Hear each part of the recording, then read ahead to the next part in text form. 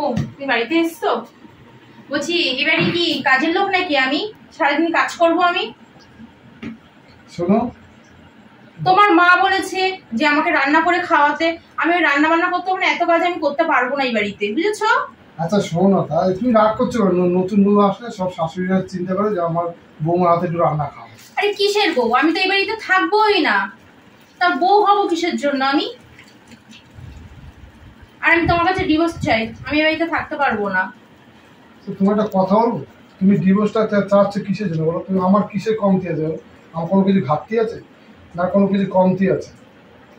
আমি ডিভোর্সটা চাইছি এই জন্য, দেখো আমি একজনকে ভালোবাসি, তার সঙ্গে আমার সম্পর্ক রয়েছে, আর তোমার সঙ্গে আমাকে বিয়ে দিয়ে দিয়েছে বলে আমার বাবা অসুস্থ, আমি কিছু বলতে পারিনি, কিন্তু আমি তোমার সঙ্গে থাকতে পারবো না। আমার ডিভোর্সের ব্যবস্থা করো, ঠিক আছে? শুনে নিয়েছো? তুমি একটা উকিল দেখো, দেখে কথা বলো। শোনো, আজকে তো শনিবার, কালকে রবিবার, সোমবার আমি উকিলের সাথে কথা বলি। আর শোনো, সংসার তো আর হয় না, তুমি জোর করে তো কেউ সাথে সংসার হয় না। তোমার যদি সংসার তুমি না করো, আমি তোমাকে আমি উকিল দিয়ে সোমবার আমি দেখাবেখি করবো। হ্যাঁ, এটাই ভালো কাজ, কারণ আমি তোমাকে নিয়ে সংসার করতে পারবো না। ঠিক আছে, তুমি যখন চাচ্ছ না, সংসারটা জোর জবরদস্তি হয় না, আমার জোর করে কাউকে সংসার করা হয় না। বলছি আমি একটু বাপের বাড়ি যাবো। শোনো না, তোমাকে আমি দিয়ে আসবো। না, আমাকে দিয়ে আসতে হবে না, আমি একা একা যেতে পারবো। শোনো, এখনো কি হতো, আমাদের কিন্তু ডিভোর্স হয়নি, ঠিক আছে? আর তুমি ঘরের বউ, আমি চাই না যে তুমি রাত্রে একা একা আসো। আমি তোমাকে দিয়ে আসবো। আমাকে দিয়ে আসতে হবে না, আর আমি রাত করে ফিরবো না, আমি সন্ধ্যাবেলায় ফিরে আসবো, ঠিক আছে?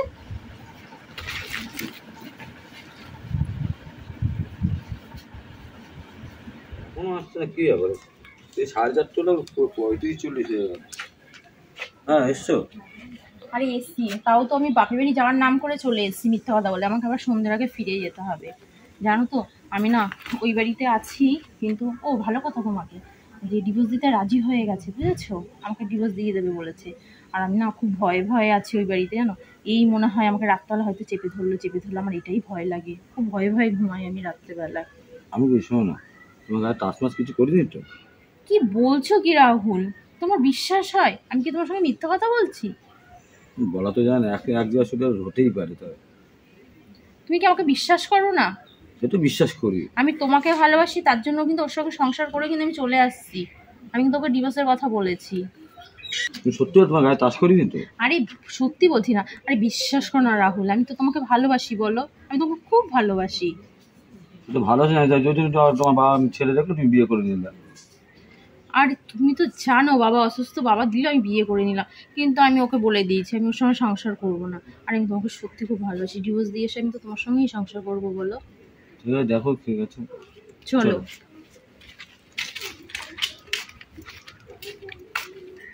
বাবারে, বুকটার মধ্যে কি বৌমা, কোথাও গেছিলে তুমি? হ্যাঁ, আমি একটু বাইরে বেরিয়েছিলাম, কিছু কেনাকাটার ছিল। ও, কেন আপনাকে কি সবকিছু বলতে হবে? না না বৌমা, তা কেন? তোমার সাথে একটু কথা ছিল, বসবে একটু? বলছি কি বৌমা, তোমাকে একটা কথা বলি। তুমি না আমার ছেলে রণটাকে একটু দেখো তো, আমারও তো শরীরটা ভালো না, বয়স হয়েছে, বেশি দিন নাও বাঁচতে পারি। তুমি একটু আমার ছেলেটাকে একটু দেখো বৌমা, ওকে ছেড়ে কোথাও চলে যেও না। কেন আমি দেখবো কেন? আপনি তো আছেন। হ্যাঁ আমি তো আছি, কিন্তু একটা গোপন সত্য কথা কেউ জানে না। কিন্তু তুমি দেখো এতদিন এসেছো, তুমিও ধরতে পারোনি, কিন্তু তুমি তো ওর মানে সব কিছু, সারা জীবন তুমি ওর সাথে সংসার করবে।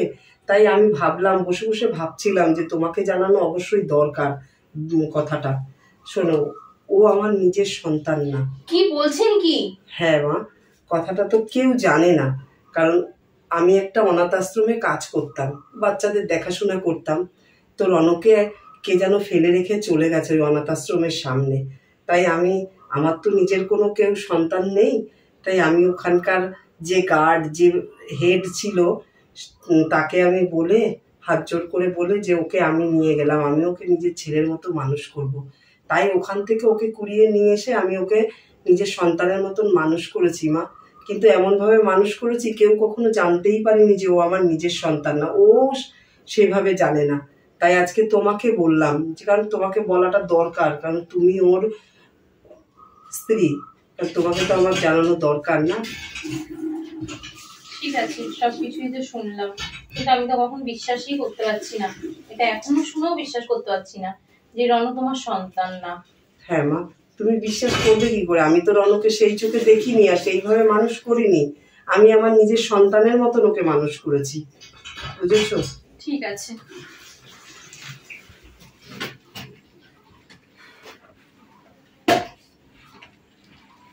তুমি এখানে শোবে নাকি? আমি তো এখানে শোবো। কিন্তু আমি না, তুমি এখানে ঘুমালে না আমি ঘুমাতে পারি না, বিশ্বাস করো। আমার খুব ভয় লাগে। তুমি খাটে শুলো, আমি যদি নিচে শুই তাও আমার ভয় লাগে। যদি এই হয়তো তুমি আমাকে ছুটছো, আমাকে ধরছো, আমি রাত্রে সারা রাত ঘুমাতে পারি না, বিশ্বাস করো।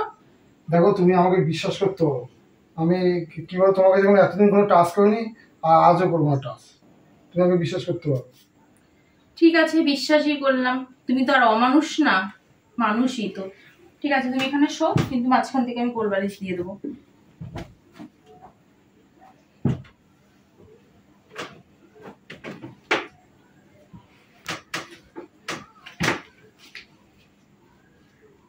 বলছি কি, শোনো, আমি খবর পেয়েছি কালকে ওই যে রমা কিন্তু তোমার সঙ্গে দেখা করতে এসেছিল, তুমিও দেখা করেছো। আরে না, রমকে দেখা করি না। আরে জান, আমার পিছন লেগেই রয়েছে পুরো। আমার মিথ্যা কথা বলবে না তুমি। আমি তো এই দেখো তুমি, এই দেখো তুমি দেখো, ঘন ঘন তুমি দেখো, ঘন ঘন ফোনে মিস কল মারো।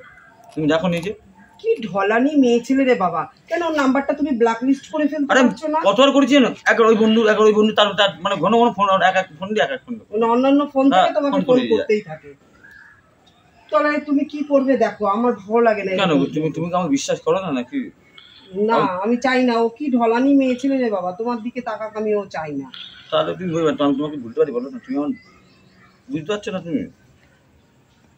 ঠিক আছে, যাই হোক, তুমি কিন্তু তোমার সামনে নাম্বারটা আমি ডিলিট করে দিচ্ছি, দেখো, আর ডিলিট করে দিচ্ছি। পরে যদি অন্য ফোনটা করে আমি কি দোষ?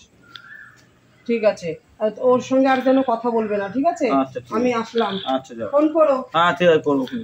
মা। হ্যাঁ বাবা, বস। ফিরেছিস? হ্যাঁ মা, তোমার সাথে একটা কথা আছে মা। বল, কি কথা? মা, আমার ওই অফিসের যে কাকাবু আছে না, হ্যাঁ তা আমার তো বিয়ে হঠাৎ হয়ে গেছে। হ্যাঁ তাই কাকাবুকে আমি একটু নেমন্তন্ন করবো, যে ওনাকে আমি খাওয়াবো। হ্যাঁ, কেন করবি না বাবা? অবশ্যই নেমন্তন্ন কর। তাহলে কাকাবুকে আমার আসতে বলি। আর রমা, হ্যাঁ হ্যাঁ, তাহলে রমা কোথায় গেল মা? রমা তো ওর বাপের বাড়ি গেল, বলে গেল আমার একটু আসতে লেট হবে। ঠিক আছে, কোনো অসুবিধা নেই, তুই আসতে বল না। মা, কাকাবু মেয়ে হলো আমার তোমার বৌমাকে দেখতে হবে। হ্যাঁ, ও তো তার মধ্যে চলে আসবে। উনি আসবে, রান্না বান্না করবো আমি, খাবে দাবে, তারপর তো তার মধ্যে রমা চলে আসবে, অসুবিধা নেই। তাহলে আমি রান্না করে ফেলি। ঠিক আছে মা, তুমি রান্না করো। ঠিক আছে, ঠিক আছে বাবা, আমি তাহলে রান্নাটা করি। উনি এসে দুপুরে এখানে খাওয়া দাওয়া করবে। হ্যাঁ আচ্ছা, তুমি যাও। ঠিক আছে। উফ, শোন, আমার রান্না হয়ে গেছে বাবা। বলছি, কখন আসবে? মা, কাকাবু ফোন করেছে, রাস্তায় আছে, আমি তাহলে নিয়ে আসি কাকাবু। আচ্ছা শোন, ঘরে যে ফ্রিজে মাংস ছিল, মাংসটা করেছি, আর ওই কাতলা মাছটা ছিল করেছি, ডাল করেছি, আর উচ্ছে ভেজেছি। হবে তো নাকি? হ্যাঁ ঠিক আছে মা, আর ফ্রিজে তো মিষ্টি আছে, মিষ্টি। হ্যাঁ, তা যা, আর তাহলে নিয়ে আয়। মা, তাহলে যাচ্ছি, কাকাবু ফোন করেছে। ঠিক আছে আমি বাবা, নিয়ে আসি। খুব গরম পড়েছে। উফ, কাকাবু, রাস্তায় কোনো সমস্যা নেই তো কাকাবু? না বাবা, কোনো সমস্যা নেই বাবা। ঠিক আছে, চলো। আর কত দূর বাবা বাড়ি? একটু কাকাবু, গাড়ি ঢুকলে আমার 6 ফুটের রাস্তা না। হ্যাঁ, তাই তো ড্রাইভার বলছে ঢুকবে না গাড়ি। ঠিক আছে, চলো। এটা তোমার দোকান? হ্যাঁ।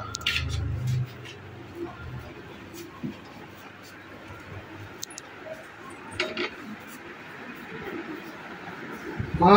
হ্যাঁ বাবা। এই যে কাকাবু বলছি। ও, নমস্কার নমস্কার। নমস্কার দিদি ভাই। হ্যাঁ, বসুন বসুন বসুন। বসেন কাকাবু।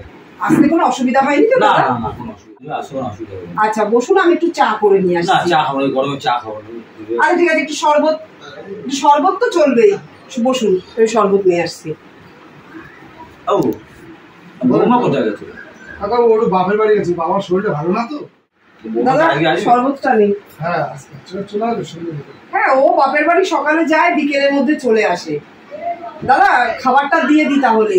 দুপুরের বেলা গড়িয়ে গেছে, খাবারটা খেয়ে নিন। আমি রান্না আমার হয়ে গেছে, আগের থেকেই রান্না করে তাহলে রেখেছি। পরে খাবো। বৌমা আসবে? মা, তুমি খাবারটা রেডি রাখো। না, আপনার বৌমা আস্তে আস্তে কাকাবু বিকেল হয়ে যাবে, বৌমা আস্তে আস্তে। খাওয়া দাওয়া করুন। খাওয়া দাওয়া করুন, চলো ওর না। থেকে বিকেলে এসে বৌমার হাতে চাটা খাবেন উনি।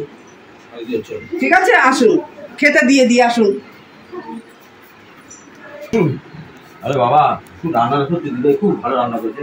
আপনি তো কিছুই খেলেন না। না রান্নাবাড়ি আপনি খুব ভালো করেছেন, খুব ভালো করেছেন। তা খেলেন তো না কিছু? আচ্ছা বসুন।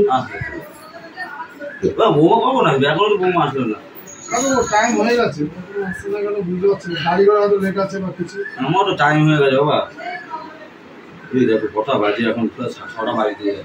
তাহলে কাকাও বেরিয়ে যাবেন আপনি? হ্যাঁ আমি বেরিয়ে যাবো, আমার কাজ আছে। অন্যদিন আসবেন, আপনার চলো আমি রাস্তায় গিয়ে দিয়েছি। আচ্ছা ঠিক আছে, আচ্ছা ঠিক আছে। চলে যাবেন?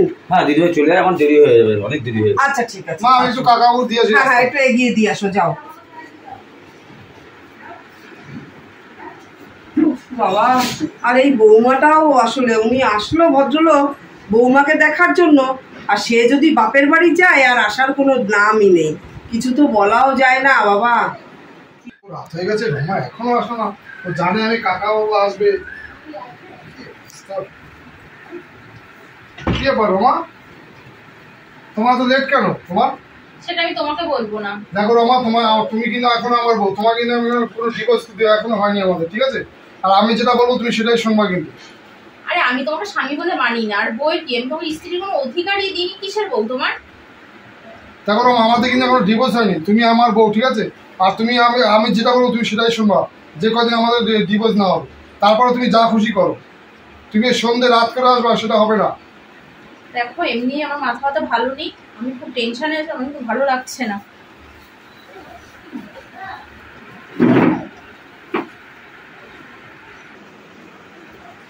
বৌমা খুব টেনশনে আছো মনে হচ্ছে, কিছু হয়েছে বৌমা?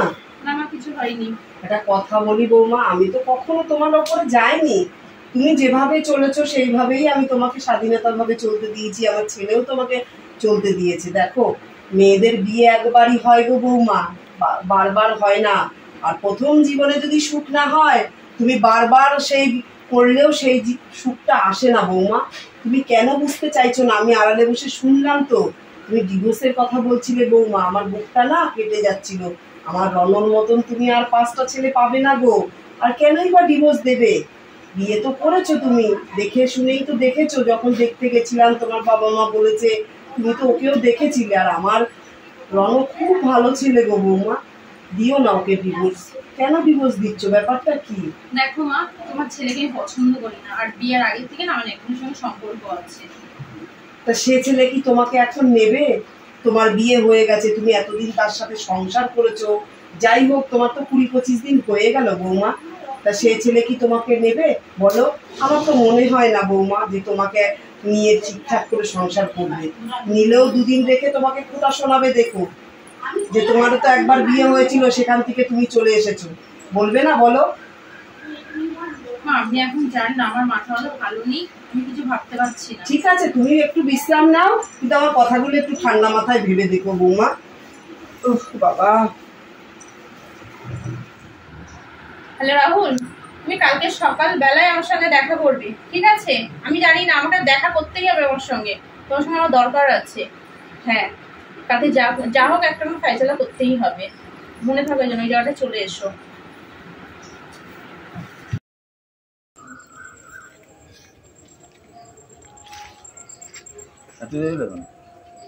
তোমার সঙ্গে আমার কথা আছে। তুমি সত্যি আমাকে ভালোবাসো তো? তোমার ভালো না আসলে দেখে দাঁড়াই। ও বাবা, কি সুন্দর গর্ব করে বলছো।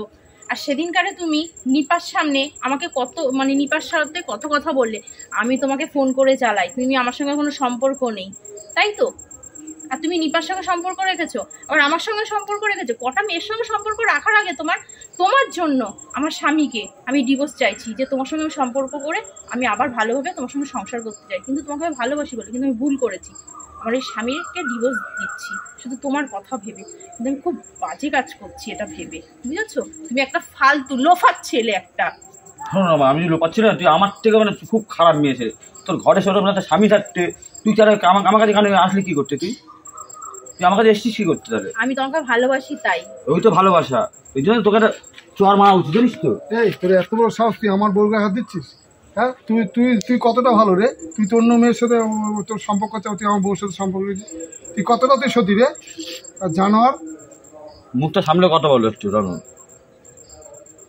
তোমাকে আমি বলেছিলাম এইসব ছেলেবেলে তুমি কিভাবে এরা ব্যবহার করে সব মহিলাদের।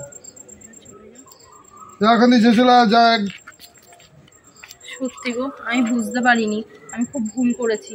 আর বলছি ডিভোর্সের কাগজটা কি চলে এসছে? না রমা, আমি করে ডিভোর্স কাপড় আমি দিয়েছিলাম, আসেনি এখন। ভালো করেছো, এখন আসেনি। আমি ডিভোর্স দিতে চাই না। আমি বুঝতে পারিনি রাহুল আমাকে ব্যবহার করেছে, যে আমাকে রেখে আরেকটা মেয়ের সঙ্গে প্রেম করছে, আবার আরেকটার সঙ্গে এরকমই করবে। ওর চরিত্রটা এরকম, কিন্তু আমি ওকে সত্যিকারে ভালোবেসেছিলাম, তো ওই জন্য ভেবেছিলাম কি তোমাকে ডিভোর্স দিয়ে আমি ওর সঙ্গে সংসার করবো। কিন্তু এইসব কথা মাকে বলো না, মা খুব কষ্ট পাবে।